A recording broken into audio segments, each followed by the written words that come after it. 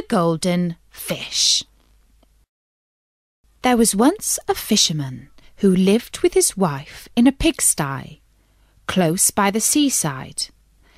The fisherman used to go out all day long a-fishing, and one day, as he sat on the shore with his rod, looking at the sparkling waves and watching his line, all of a sudden his float was dragged away deep into the water, and when he reeled in his line, he pulled out a golden fish. But the fish said, "Pray let me live. I am not a real fish. I am an enchanted prince. Put me in the water again and let me go." "Oh ho," said the man, "you need not go on much more about the matter. I will have nothing to do with a fish that can talk, so swim away, sir, as soon as you please." Then he put him back into the water, and the fish darted straight down to the bottom and left a long streak of blood behind him on the wave. When the fisherman went home to his wife in the pigsty, he told her how he had caught a golden fish, and how it had told him it was an enchanted prince, and how, on hearing it speak, he had let it go again. "Did you not ask it for anything?" said the wife. "We live very wretchedly here in this nasty pigsty. Do go back and tell the fish we want a snug little cottage." The fisherman did not much like the business. However, he went to the seashore, and when he came back there, the water looked all yellow and green, and he stood at the water's edge and said, "O man of the sea, hearken to me. My wife Ilzabil will have her own will, and hath sent me to beg a gift of thee." Then the fish came swimming to him and said, "Well, what is her will? And what does your wife want?" "Ah," said the fisherman, "she says that when I had caught you, I ought to have asked you for something before I let you go. She does not like living any longer in the pigsty, and wants a snug little cottage." "Go home, then," said the fish. "She is in the cottage already." So the man went home and saw his wife standing at the door of a nice trim little cottage. Come in," she said. "Is not this much better than the filthy pigsty we had?" And there was a parlour and a bedroom and a kitchen, and behind the cottage there was a little garden, planted with all sorts of flowers and fruits, and there was a courtyard behind, full of ducks and chickens. "Ah," said the fisherman, "how happily we shall live now." "We will try to do so, at least," said his wife. Everything went right for a week or two, and then Dame Ilzabil said, "Husband, there is not nearly enough room for us in this cottage. The courtyard and the garden are a great deal too small. I should like to have a large stone castle to live in. Go to the fish again and tell him to give us a castle." "Wife," said the fisherman, "I don't like to go to him again, for perhaps he will be angry. We ought to be easy with this pretty cottage to live in." "Nonsense," said the wife. "He will do it very willingly. I know. Go along and try." The fisherman went, but his heart was very heavy, and when he came to the sea, it looked blue and gloomy, though it was very calm. And he went close to the edge of the waves and said, "O man of the sea, hearken to me. My wife Ilzabil will have her own will, and hath sent me to beg a gift of thee." "Well, what does she want now?" said the fish. "Ah," said the man, dolefully, "my wife wants to live in a stone castle." "Go home, then," said the fish, She is standing at the gate of it already." So away went the fisherman, and found his wife standing before the gate of a great castle. "See," said she, "is not this grand?"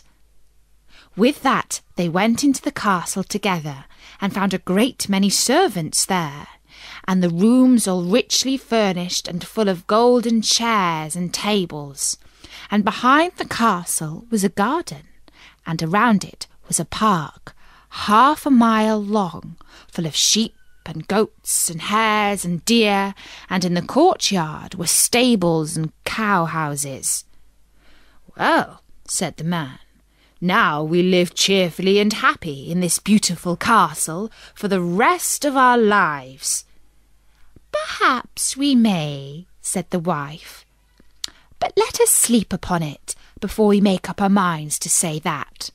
So they went to bed. The next morning, when Dame Ilsebil awoke, it was broad daylight, and she jogged the fisherman with her elbow and said, "Get up, husband, and bestir yourself, for we must be king of all the land." "Wife, wife," said the man, "why should we wish to be the king?" "I will not be king." "Then I will," said she. "But, wife," said the fisherman, "how can you be king? The fish cannot make you a king." "Husband," said she, "say no more about it, but go and try. I will be king." So the man went away, quite sorrowfully to think that his wife should want to be king.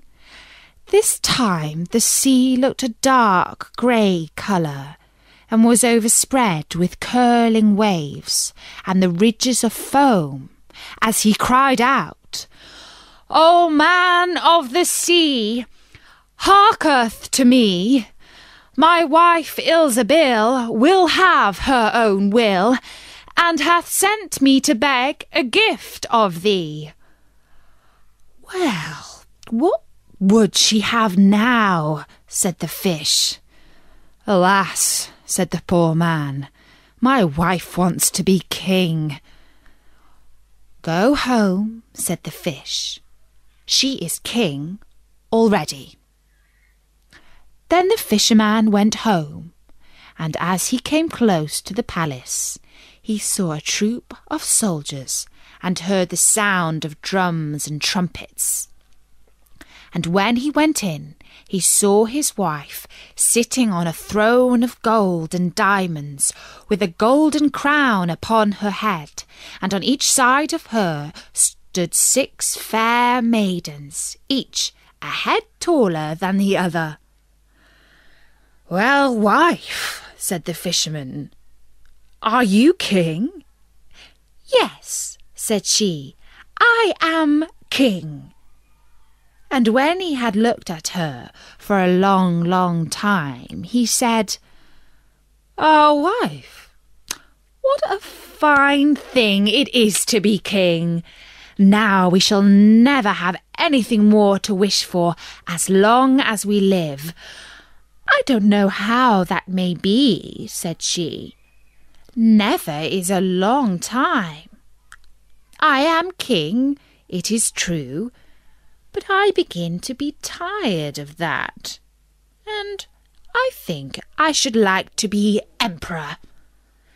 "Alas, wife, why should you wish to be emperor?" said the fisherman. "Husband," said she, "go to the fish. I say I will be emperor." "Oh, wife," replied the fisherman, "the fish cannot make an emperor, I am sure, and I should not like to ask him for such a thing." "I am king," said Ilsebil, "and you are my slave. So go at once." So the fisherman was forced to go, and he muttered as he went along, "This will come to no good. It is too much to ask. The fish will be tired at last, and then we shall be sorry for what we have done." He soon came to the seashore, and the water was quite black and muddy, and a mighty whirlwind blew over the waves and rolled them about. But as he went as near as he could to the water's brink and said, "O man of the sea, hearken to me. My wife Ilsebil will have her own will, and hath sent me to beg a gift of thee." "What would she have now?" said the fish. "Ah," said the fisherman, "she wants to be emperor." "Go home," said the fish. "She is emperor already." So he went home again, and as he came near, he saw his wife Ilsebil sitting on a very lofty throne, made of solid gold, with a great crown on her head, full 2 yards high, and on each side of her stood her guards and attendants in a row, each one smaller than the other, from the tallest giant down to a little dwarf, no bigger than my finger. And before her stood princes and dukes and earls, and the fisherman went up to her and said, "Wife, are you emperor?" "Yes," said she, "I am emperor." "Ah," said the man, as he gazed upon her, "what a fine thing it is to be emperor." "Husband," said she, "why should we stop at being emperor? I will be pope next." "Oh, wife, wife," said he, "how can you be pope? There is but one pope at a time in Christendom." "Husband," said she, "I will be pope this very day." "But," replied the husband, "the fish cannot make you pope." "What nonsense," said she. "If he can make an emperor, he can make a pope. Go and try him." So the fisherman went. But when he came to the shore, the wind was raging, and the sea was tossed up and down in boiling waves, and the ships were in trouble, and rolled fearfully upon the tops of the billows. In the middle of the heavens there was a little piece of blue sky, but towards the south all was red, as if a dreadful storm was rising. At this sight the fisherman was dreadfully frightened, and he trembled so that his knees knocked together. But still he went down to the shore and said, "O man of the sea, hearken to me. My wife Ilsebil will have her own will, and hath sent me to beg a gift of thee." "What does she want now?" said the fish. "Ah," said the fisherman, "my wife wants to be pope."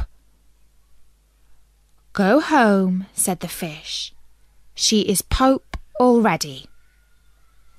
Then the fisherman went home, and found Ilsebil sitting on a throne that was 2 miles high, and she had 3 great crowns on her head, and around her stood all the pomp and power of the church, and on each side of her were 2 rows of burning lights of all sizes, the greatest as large as the highest and biggest tower in all the world, and the least no larger than a small rushlight. "Wife," said the fisherman, as he looked at all this greatness, "are you pope?" "Yes," said she, "I am pope." "Well, wife," replied he, "it is a grand thing to be pope, and now you must be easy, for you can be nothing greater." "I will think about that," said the wife. Then they went to bed. But Dame Ilsebil could not sleep all night for thinking what she should be next. At last, as she was dropping asleep, morning broke, and the sun rose. "Ha!" thought she, as she woke up and looked at it through the window. "After all, I cannot prevent the sun rising." At this thought she was very angry, and wakened her husband and said, "Husband, go to the fish and tell him I must be lord of the sun and moon." The fisherman was half asleep, but the thought frightened him so much that he started and fell out of bed. "Alas, wife," said he, "can he not be easy with being Pope?" "No," said she, "I am very uneasy as long as the sun and moon rise without my permission. Go to the fish at once." Then the man went shivering with fear, and as he was going down to the shore, a dreadful storm arose, so that the trees and the very rocks shook, and all the heavens became black with stormy clouds, and the lightnings played, and the thunders rolled, and you might have seen in the sea great black waves swelling up like mountains, with crowns of white foam upon their heads. And the fisherman crept towards the sea, and cried out as well as he could, "O man of the sea, hearken to me. My wife Isabel will have her own will, and hath sent me to beg a gift of thee." "What does she want now?" said the fish. "Ah," said he, "she wants to be lord of the sun and moon." "Go home," said the fish, "to your pigsty again." And there they live to this very day. And that's the story of the golden fish.